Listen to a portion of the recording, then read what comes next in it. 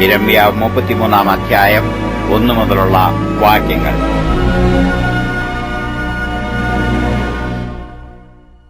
യിരെമ്യാവ് കാവൽപ്പുരമുറ്റത്ത് അടയ്ക്കപ്പെട്ടിരിക്കുമ്പോൾ യഹോവയുടെ അരുളപ്പാട് 2 പ്രാവശ്യം അവനുണ്ടായതെന്നാൽ, അതിനെ അനുഷ്ഠിക്കുന്ന യഹോവ, അതിനെ നിവർത്തിപ്പാൻ നിർണയിക്കുന്ന യഹോവ, യഹോവ എന്ന് നാമമുള്ളവൻ തന്നെ ഇപ്രകാരം അരുളിച്ചെയ്യുന്നു: എന്നെ വിളിച്ചപേക്ഷിക്ക, ഞാൻ നിനക്കുത്തരം അരുളും.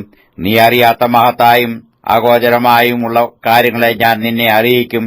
വാടകൾക്കും വാളിനും എതിരെ തടുത്തു നിൽക്കേണ്ടതിനായി ഈ നഗരത്തിൽ പൊളിച്ചിട്ടിരിക്കുന്ന വീടുകളെയും യഹൂദ രാജാക്കന്മാരുടെ അരമനകളെയും കുറിച്ച് യിസ്രായേലിന്റെ ദൈവമായ യഹോവ ഇപ്രകാരം അരുളിച്ചെയ്യുന്നു: അവർ കൽദയരോട് യുദ്ധം ചെയ്യുവാൻ ചെല്ലുന്നു.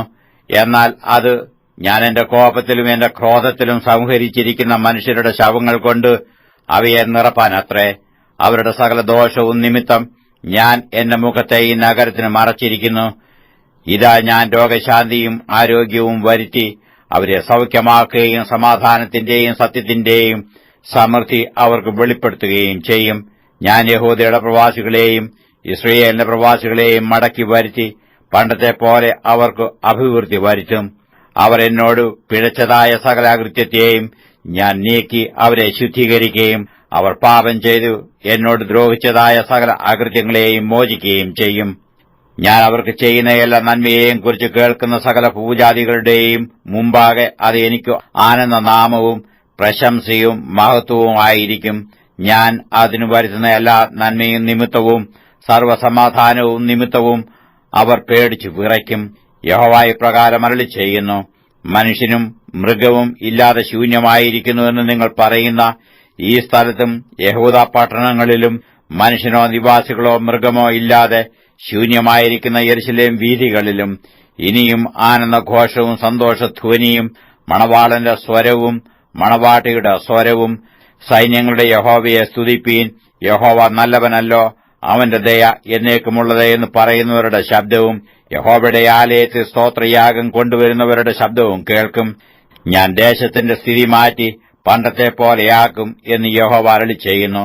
സൈന്യങ്ങളുടെ യഹോവ ഇപ്രകാരം അരുളിച്ചെയ്യുന്നു: മനുഷ്യനും മൃഗവും ഇല്ലാതെ ശൂന്യമായിരിക്കുന്ന ഈ സ്ഥലത്തും അതിന്റെ സകല പട്ടണങ്ങളിലും ആടുകളെ കിടത്തുന്ന ഇടയന്മാർക്ക് ഇനി മേച്ചിൽപ്പുറമുണ്ടാകും. മലനാട്ടിലെ പട്ടണങ്ങളിലും താഴ്വീതിയിലെ പട്ടണങ്ങളിലും തെക്കേ പട്ടണങ്ങളിലും ബെന്യാമീൻ ദേശത്തും യെരൂശലേമിന്റെ ചുറ്റുവട്ടത്തിലും യഹൂദാ പട്ടണങ്ങളിലും ആടുകൾ എണ്ണുന്നവന്റെ കൈക്ക് കീഴെ ഇനിയും കടന്നുപോകുമെന്ന് യഹോവ അരുളിച്ചെയ്യുന്നു. ഞാൻ യിസ്രായേൽ ഗൃഹത്തോടും യഹൂദാ ഗൃഹത്തോടും അരുളി ചെയ്ത നല്ല വചനം നിവർത്തിക്കുന്ന കാലം വരും എന്ന് യഹോവയുടെ അരുളപ്പാട്. ആ നാളുകളിലും ആ കാലത്തും ഞാൻ ദാവീദിനു നീതിയുള്ള ഒരു മുളയായവനെ മുളപ്പിക്കും. അവൻ ദേശത്ത് നീതിയും ന്യായവും നടത്തും. അന്നാളിൽ യഹൂദാ രക്ഷിക്കപ്പെടും. യെരൂശലേം നിർഭയമായി വസിക്കും.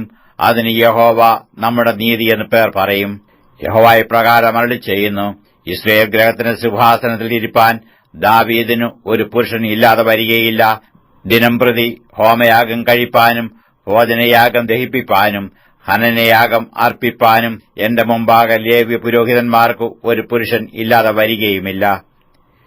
യിരെമ്യാവിന് യഹോവയുടെ അരുളപ്പാടുണ്ടായതെന്നാൽ, യഹോവ ഇപ്രകാരം അരുളിച്ചെയ്യുന്നു: തക്ക സമയത്ത് രാവും പകലുമില്ലാതിരിക്കത്തക്കവണ്ണം പകലിനോടുള്ള എന്റെ നിയമവും രാത്രിയോടുള്ള എന്റെ നിയമവും ദുർബലമാക്കുവാൻ നിങ്ങൾക്ക് കഴിയുമെങ്കിൽ എന്റെ ദാസനായ ദാവീദിനു അവന്റെ സിംഹാസനത്തിൽ ഇരുന്നു വാഴുവാൻ ഒരു മകനില്ലാതെ വരത്തക്കവണ്ണം അവനോടും എന്റെ ശുശ്രൂഷകന്മാരായ ലേവ്യ പുരോഹിതന്മാരോടുമുള്ള എന്റെ നിയമവും ദുർബലമായി വരാം.